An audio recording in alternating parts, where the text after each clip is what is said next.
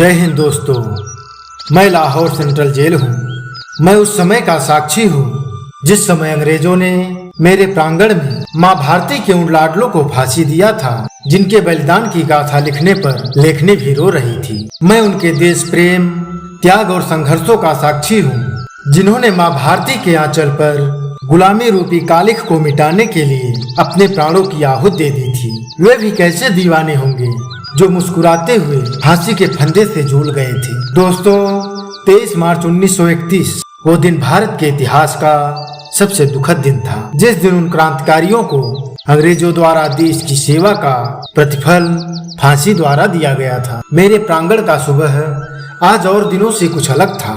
आज सूर्य भी मानो अपनी गर्मी भूलकर शीतल हो गया था। आज कुछ तो अनहोनी होने वाली थी। तभी तो जेल के वार्डन ने 4 बजे ही कैदियों को अपने अपने कोठरियों में जाने को बोला, और जब कैदियों ने कारण जानना चाहा तो उन्हें ऊपर से आदेश है कहकर शांत करा दिया गया। अभी कैदी कुछ समझ पाते तब तक जेल का नाई वहाँ से कुछ कहते हुए गुजरा, जिसे सुनने के बाद सभी के पैरों तले जमी खिसक गई, आंखें क्रोध से लाल हो गई, क्योंकि नाई अंग्रेजों के क्रूर निर्णय के बारे में कह रहा था। वो बोला, भगत सिंह, सुखदेव और राजगुरु को एक दिन पहले यानी आज ही फांसी दे दी जाएगी। दोस्तों, भगत सिंह और उनके साथियों ने सेंट्रल असेंबली में बम फेंके और वहां से भागे नहीं बल्कि अपनी गिरफ्तारी दी थी।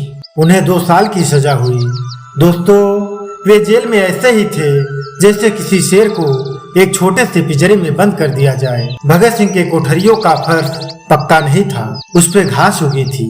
वे जैसे तैसे करके उसमें रहा करते थे। उन्होंने जेल में रहते हुए अनेक पुस्तकें लिखी और विश्व के महान व्यक्तित्व की जीवनी पढ़ा करते थे तथा अपने क्रांतिकारी विचारों को व्यक्त किया करते थे। 2 साल कैद के बाद भगत सिंह, राजगुरु और सुखदेव को कोर्ट द्वारा फांसी की सजा दी गई। 24 मार्च 1931 को फांसी दी जानी थी, लेकिन अंग्रेजों को डर था कहीं फांसी के विरोध में प्रदर्शन कर रहे भारतीय जेल पर हमला न कर दें।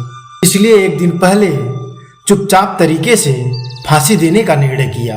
भगत सिंह, सुखदेव और राजगुरु को 11 घंटे पहले 23 मार्च 1931 को लगभग 7:33 पर फांसी दे दिया गया।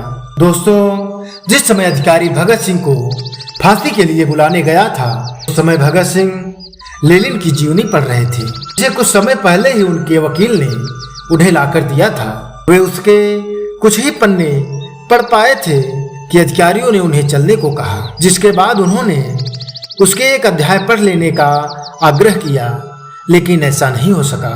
दोस्तों, मुझे याद है कि भगत सिंह ने मेरे प्रांगण तथा कैदियों की कोठरियों की सफाई करने वाले से एक दिन पहले ही घर का खाना लाने को बोला था, जिसे वे बेबे कहते थे। दोस्तों, पंजाबी में बेबे का अर्थ माँ होता है।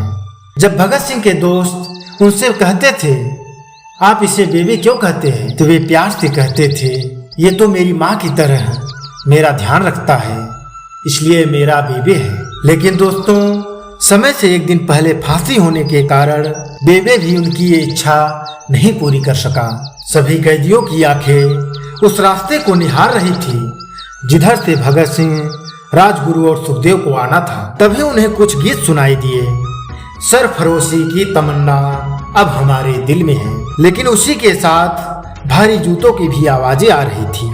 सभी को इंकलाब जिंदाबाद, हिंदुस्तान आजाद हो के नारे जोर जोर से सुनाई देने लगे। मसीह जल्लाद ने सभी को फांसी के तख्ते पर खड़ा कर दिया। बीच में खड़े भगत सिंह इंकलाब जिंदाबाद का नारा जोर जोर से लगाने लगे, क्योंकि उन्होंने अपनी माँ को वचन दिया था कि वे इंकलाब बोलते हुए फांसी चढ़ेंगे। दोस्तों, जल्लाद ने सभी को फांसी पर लटका दिया और कुछ देर लटकने के बाद वहां मौजूद डॉक्टरों और लेफ्टिनेंट कर्नल ने उन्हें मृत घोषित किया। एक जेल अधिकारी पर फांसी का इतना असर पड़ा कि जब उससे मृतकों की पहचान करने को बोला गया तो उसने मना कर दिया, जिसके बाद उसे तुरंत ही अंग्रेजों द्वारा निलंबित कर दिया गया।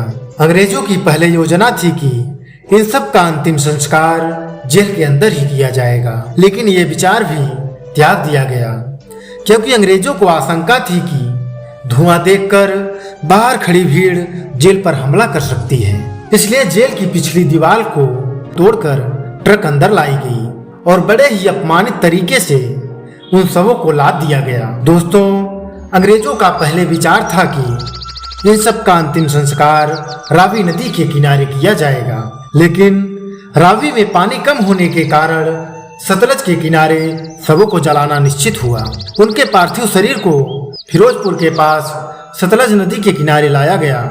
तब तक रात के 10 बज चुके थे। अभी उसमें आग लगाई ही गई थी कि गांव वालों को इसके बारे में पता चल गया। गांव वालों को अपनी तरफ आता देख अंग्रेज वहां से भाग गए। पूरी रात गांव वालों ने उन शवों के चारों तरफ पहरा दिया। अगले दिन सुबह जिला मजिस्ट्रेट ने नोटिस जारी किया कि सतलज के किनारे हिंदू तथा सिख धर्मानुसार उनका अंतिम संस्कार कर दिया गया। दोस्तों, जेल के कैदियों ने नाई से आग्रह किया कि वे भगत सिंह के कुछ सामान लाकर हमें दें, जिससे वे अपने नाती पोते को बता सके कि वे भी कभी भगत सिंह के साथ जेल में बंद थे। नाई ने उनके कंघे, पेन इत्यादि लाकर उन सबको दिया।